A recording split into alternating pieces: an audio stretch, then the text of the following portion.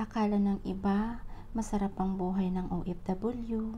Hindi nila alam, pag nag-day-off, ganito ang buhay namin. Kung saan-saan lang kami makahiga sa tabi-tabi ng mall, sa tabi-tabi ng kalsada, para makapahinga lang at mawala ang isip at stress sa amo. Ayan, may nagtitinda nga dito ng pagkain at ice candy.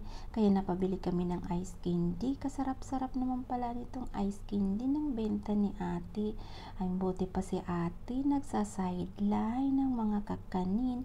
5 piso lang po ang isa. $5 lang po ang isa niyan. Wala po ako sa Pilipinas. Piso. Ayan, sobrang sarap naman pala nitong ice candy ni ate. Ito ngang mga ibon nakikisali din. Napasarap din sa mga tira-tirang pagkain. Nagugutom din pala ang mga ibon. Ayan, kay sarap-sarap ng paking pa tingnan ng mga ibon ng mga kumakain. Ayang ibon.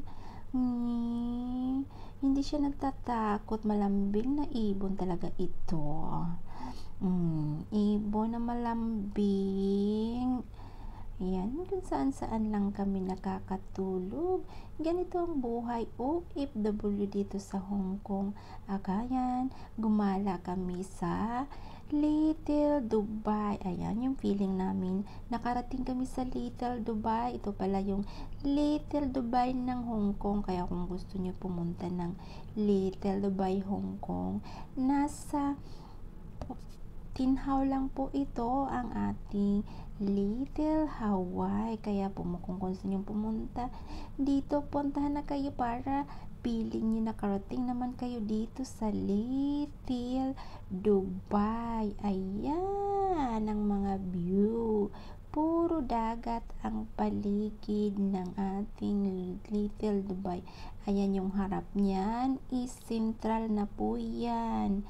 Ayan, tatawid ka lang ng dagat, pwede kang sumakay ng barko dyan, papunta sa kabila para makapunta ka ng Central. Ayan, yung building dyan sa tawid is Central na po iyan. Kaya kung gusto nyong makarating, pwede kayong mag-ferry boat.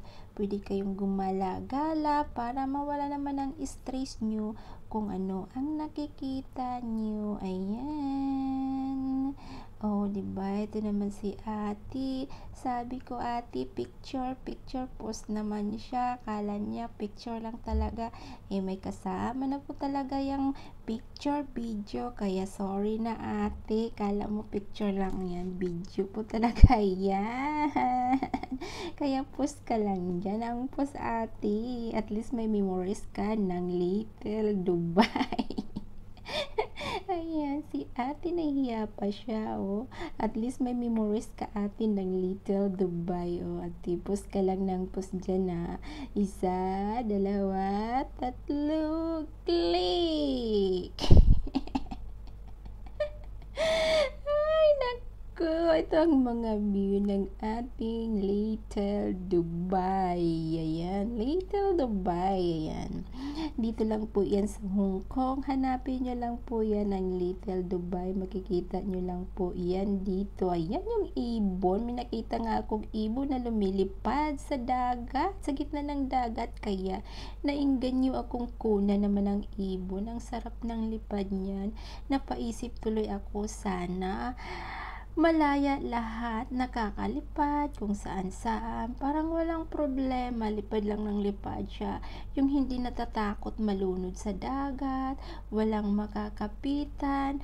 Ayan, lumipad na siya palayo sa dagat. Ang taas-taas naman ng lipad ng ibon na to. Ang sarap pagmasdan na malaya siya na mag-isang lumilipad sa gitna ng dagat at sa mga building napakataas nito. Ayan, masaya siyang lumilipad. Sana lahat ng pangarap ko din ay matutupad at mataas ang lipad. Iyon, taas-taas na, nasa building na po talaga siya ng tuktok. Itong ibon na ito, ang gandang pagmasda na lumilipad. Ayan, ayan. Kung may pakpak lang tayo, pwede rin tayong lumipad sa taas kaya wala tayong pakpak. Mangarap na lang tayo kung paano tayo umasenso sa buhay para hindi na lang tayo habang buhay maging OFW. Ayan, itong mga OFW, selfie doon, selfie dito. Ayan. Ayan, kung gusto niyo maging selfie doon, selfie dito, punta lang kayo dito sa Little Dubai. Ayan, ang itong Little Dubai, maliit. Ginaya lang po ito doon sa Dubai ang design para mainggan nyo naman ang mga tao na makita ang Dubai. Ayan, kaya pauwi na kami. Umuulan na nga at umaambon, kaya tumatakbo kami pabalik sa aming pwesto.